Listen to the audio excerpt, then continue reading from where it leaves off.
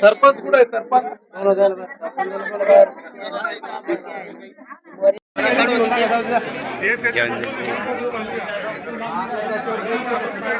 हात घेतला आणि सगळे मूळ मुद्दे होते ते मुद्दे सर्वांनी मांडले. ते मुद्दे नक्कीच ग्रामपंचायत करून देईल अशी आशा आहे आमच्या गावकऱ्याला. परत या ठिकाणी महिला मंडळीची संख्या जास्त होती आणि तरुण मंडळी यांनी जेवढी मुद्दे केले ते आमचे सरपंच नक्कीच हे करतील. जाणून घेऊया यांच्या प्रतिक्रिया. सर स्वागत आहे तुमचं न्यूज मराठी 24/7 मध्ये. धन्यवाद.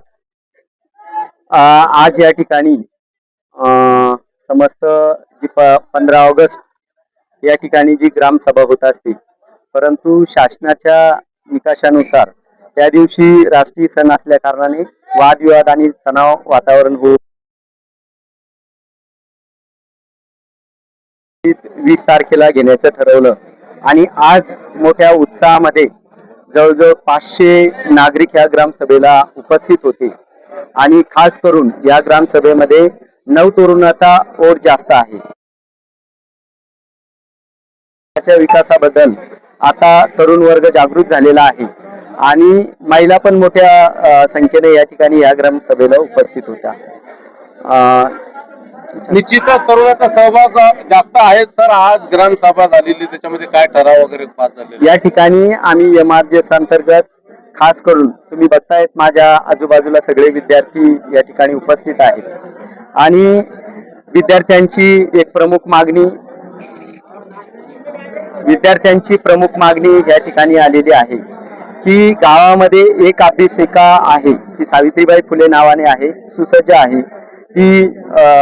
पूर्वीचे आता जे यवतमाळला कलेक्टर साहेब आहेत विकास मीना साहेब यांच्या मार्गदर्शनाखाली आपण चौका गावामध्ये नव्हे तर जिल्ह्यामध्ये एक नमुना अभ्यासिका या ठिकाणी तयार केली. त्या ठिकाणी 2500 पुस्तकांचा संच उपलब्ध आहे जो की CBSE पासून ते PG पर्यंत तो अभ्यासक्रम उपलब्ध आहे. परंतु विद्यार्थ्यांची मागणी परत आहे की ती अभ्यासिका अपूर्ण पडत असून सदर अभ्यासिका ही अजून एक निर्माण व्हायला पाहिजे. तर मी MRJS अंतर्गत आणि येणाऱ्या 16व्या वित्त आयोगामध्ये ज्या आराखड्यामध्ये याची निश्चितच मी जो आराखडा आहे त्या आराखड्यामध्ये हे समाविष्ट करतो की गायरान आमच्याकडे 622 मध्ये गायरान जमीन आहे आणि 622 मध्ये एक भव्य अशी अभ्यासिका उभारावी जेणेकरून विद्यार्थ्याच्या हिताच्या दृष्टिकोनातून त्या ठिकाणी नर्सरी पासून ते PG पर्यंत अभ्यासक्रम उपलब्ध व्हावा